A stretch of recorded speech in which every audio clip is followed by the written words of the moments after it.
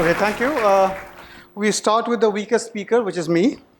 Uh, I have had the opportunity to take a course from Professor Sudarshan, and it was exhilarating. And we had differences, but it was fantastic, those courses. So let me tread the course of history. Okay, so some for the non-physicists here, some basic reminders. Oops. So we have, the main forces that we know of today: gravitation, electromagnetism, the strong nuclear force, which is not felt by electrons, muons, and neutrinos; the weak nuclear force, which is what we are going to be concerned about today. Today we also know about the Higgs force. There could be others which we do not know about. So just to remind ourselves, so what are these weak interactions all about? So weak interactions are particularly weak in the sense that when talked about in the early days, one thought of the weak interactions being about 10 to the power minus 12, the weak interaction rates of the strong nuclear force rates. Okay, so that's why the name weak. Today we do know that the weak interactions are not that weak. They are, in some sense, could be as strong as the electromagnetic interactions. But I'll come to that at the very end.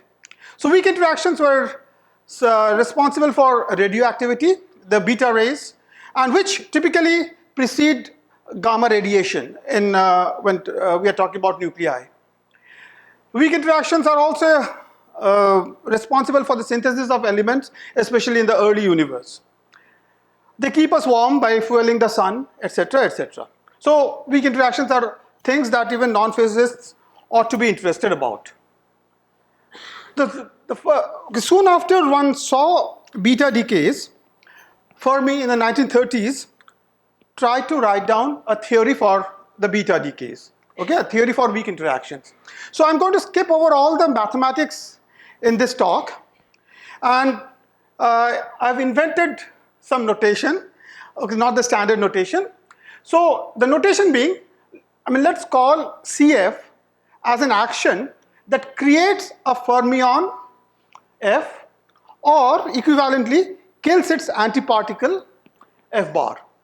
And KF does the opposite. It kills a fermion F or creates its antiparticle F bar.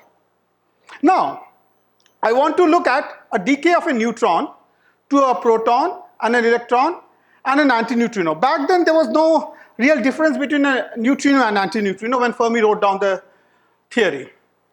Okay, so N goes to P plus electron plus neutrino. So what's happening? N is coming and the P is going away, and an electron-neutrino pair is also coming out.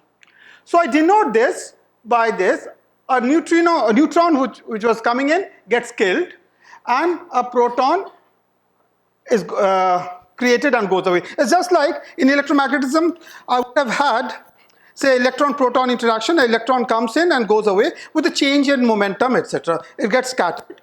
So that process, okay, so here, instead of the neutron coming and going, the neutron gets transmuted to proton, and this is called a current, okay, in analogy with electromagnetism. So the question was, what is this current all about? And that is the whole essence of this V minus A story. So this, as I said, formally, this current structure, so this is a current, this is another current. This current structure is quite analogous to electrodynamics, okay? The only difference being, as I already said, that here the nature of the particle is changed and the charge of the particle is changed by 1 unit. Okay, so here, hence these are called charged currents, and there is something also called neutral currents, which I'll probably mention at the end if I have time. So if I want to write down a theory, okay, Fermi wanted to write down a theory, so what are the conditions that any such theory must meet? The conditions are that, look, all the known conservation laws have to hold. So any charge conservation, any other kind of quantum number conservation that we know of must hold, and it also has to obey relativity. Okay, relativistic invariance was kind of set back then. Okay, so translation, rotational, etc. Now, we are dealing with spin half particles. So if I take a given current is composed of two spin half particles, a guy coming in, getting killed, the other guy going out. So if you have two spin half particles, okay, a pair of them could be either in a spin zero state, okay, a scalar or a pseudo scalar, or the color has not come out well. The S and P are supposed to be in red. So spin 1, or it could be in a spin 1, which is like a vector or an axial vector. Also possible is a tensor structure. And I'm not going into the details of how tensor structures are possible. Okay. Now, a relativistic invariance of the whole theory means that the entire object, a so-called Lagrangian which governs the theory,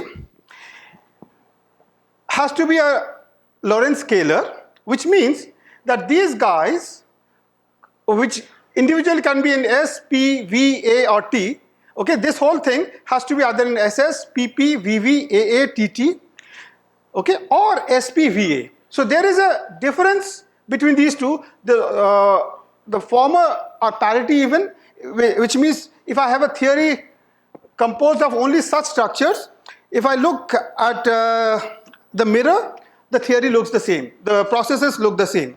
Whereas these kind of things, they will violate mirror inversion. Okay. So now Fermi, he drew parallel with electromagnetism and took the simplest path. He wrote a VV theory, vector times a vector, just in analogy with electromagnetism. Okay, those currents are vector currents. Now this theory reproduced all the details of the beta decays. Okay, all observables, perfectly fine. However, it did not permit spin flip of the nucleus. Very soon though, these Gamow-Taylor transitions were seen. So for example, a boron 12 going to a carbon 12 nucleus. So this is a spin 1 to a spin 0. Okay, ground state to ground state. Now this could not be explained in terms of VV, and it actually needed the presence of a tensor or an axial vector. On the other hand, so I could do tensor or axial vector, but on the other hand, if I assumed that the theory was a tensor theory or an axial vector theory, then one also saw a spin 0 to spin 0 transition, and these could not be explained. To explain these, we needed a vector or a scalar. Okay, vector or scalar. Now, so I need this. So what could I do? I could write some mixture of vector or scalar and some mixture of axial vector and tensor. Okay, I could have both. Okay, I could also have some pseudoscalar thrown into the mixture, particularly because the data back then had no way to say whether pseudoscalars were there or not. This kind of interactions would not have contributed to beta decays at all. Okay, so I could throw in the theory any mixture. So the question was, what combination was actually responsible for this? Was there a universal theory that could explain everything, or did I need different theories? Remember, weak interactions were not confined to beta decays alone. Weak transitions of other objects where electrons or neutrinos were not there had also been seen. So now, what were the problems with the Fermi theory, or some generalizations thereof? First of all, as I said already, data seemed to require tensor component. That was one point. Second point was the theory as written down by Fermi could not be a fundamental theory, because such a theory would break down when the energies of those particles. So instead of considering a decay, had we considered a scattering experiment, so if I had considered a scattering experiment, this theory would necessarily break down when the center of mass energy of the scattering system grew. It will just, the probabilities would blow up beyond 1, and which is something that we could not have. Now this thing we could have cured by arguing that the theory written by Fermi, or some modification thereof, was only a low energy manifestation of a deeper theory which we did not know. Such things have been done in life, okay? But with this non-universality or case dependence, which the data seem to suggest, it was not clear as how this could be done. And even after so many years of development, tensor interactions are very problematic thing, as maybe Shiraz will tell. Okay. In the meanwhile, in 1956, C.N. Yang and T.T. Lee talked about parity violation in beta decays. Landau too had talked about this, though not with as much emphasis. And soon thereafter, in 1957, C.S. Wu et al. Actually did an experiment where they looked at the electron asymmetry in polarized cobalt decay and found a signal. Okay? And the signal could be explained only if we assumed that fundamental interactions did not conserve parity. That looked at the mirror, they would look different. Okay? So this was there. Furthermore, this cobalt 60 decay was a Gamow-Taylor transition, so they demanded T or A. Okay? Now this particular observation of Wu et al., I mean, this was another person who, in my view, deserved a Nobel, did not. Okay? So, combination of other data with this seem to prefer a scalar tensor combination. Okay? This is what the experiments are saying. On the other hand, there was a conundrum about the pion decay. The pi decayed to muon, a muon and the pi, but not to the electron. Back then, pi decay to electron was almost non-observant. Okay? So pi decay to muon, whereas it should have decayed to electron. Okay? Because muon and pions have almost the same mass, or very close. Okay? Now, if I wanted to explain that, I needed a vector or an axial vector interaction. Okay? So, some experiments claimed this and some experiments claimed this. Okay. Fine. Let's skip a lot of things. The main thing is that it was a very confusing state of matters because most things wanted different theories. At this time, Sudarshan, who was a graduate student of Marshak, was looking at different aspects of weak interactions. And in 1956 itself, before the parity violation actually was confirmed, Sudarshan and Marshak had some preliminary results to be presented in the Rochester conference. But Sudarshan was a graduate student, was not allowed to talk. Okay? The most of the day. Marshak had other results to present. So they apparently requested somebody else to present the results, but that gentleman did not choose to do so. In 1957, by this time, the Wu results had come. So Sudarshan and Marshak presented in the Padova-Venice conference on mesons and newly discovered particles. Okay, their results. Okay, but they did not write a paper. In 1958 came these papers, Feynman and Gell-Mann, and Sudarshan and Marshak. Sakurai's paper had actually come a little earlier, but I could not find it, so I did not put the things. So what did they do in the Padova conference? In the Padova conference, they said, look,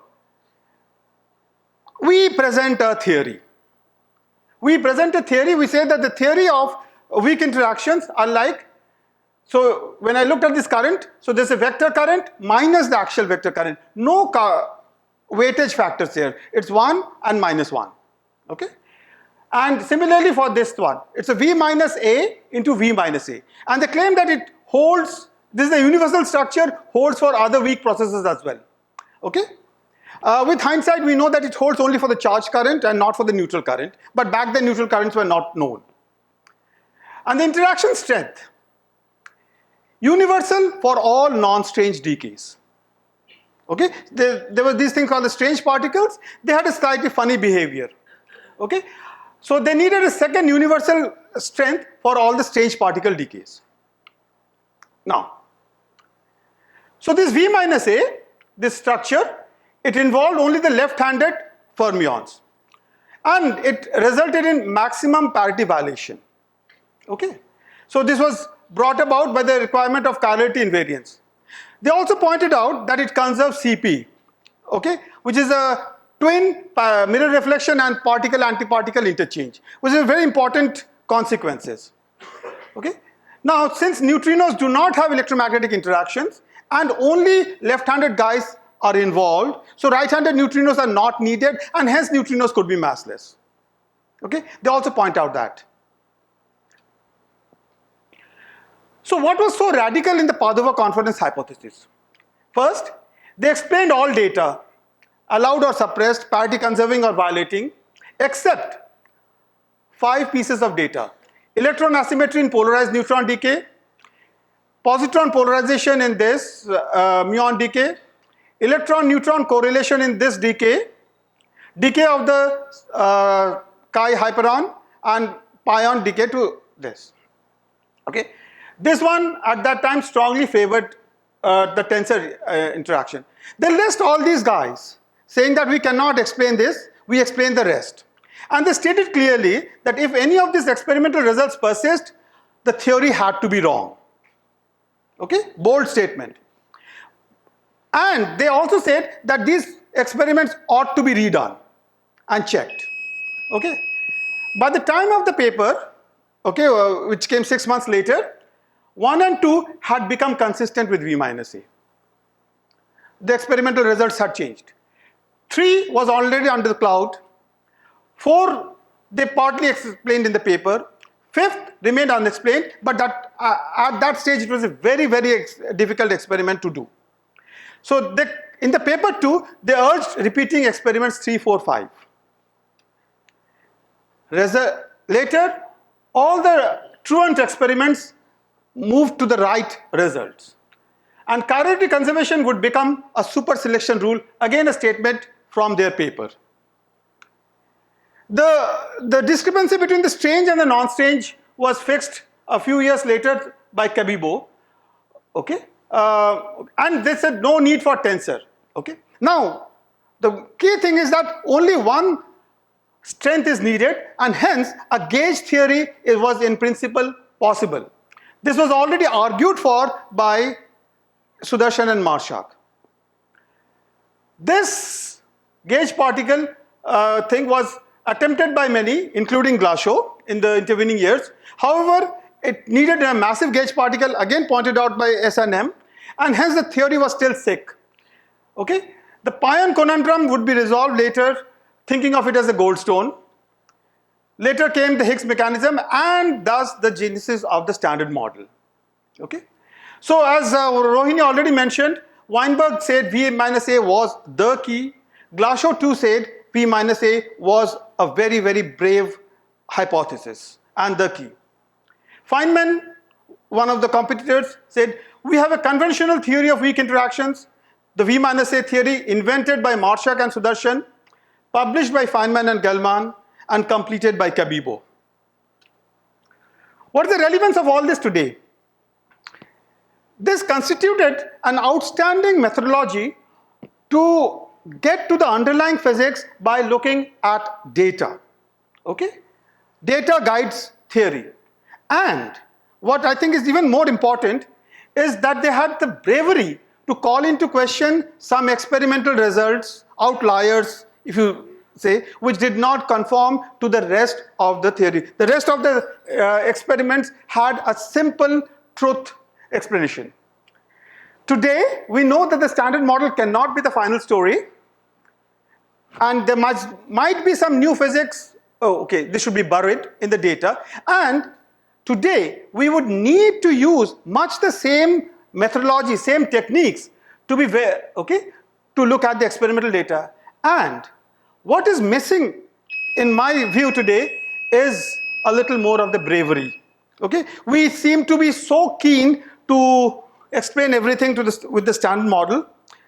maybe some experiments need to be questioned. Thank you.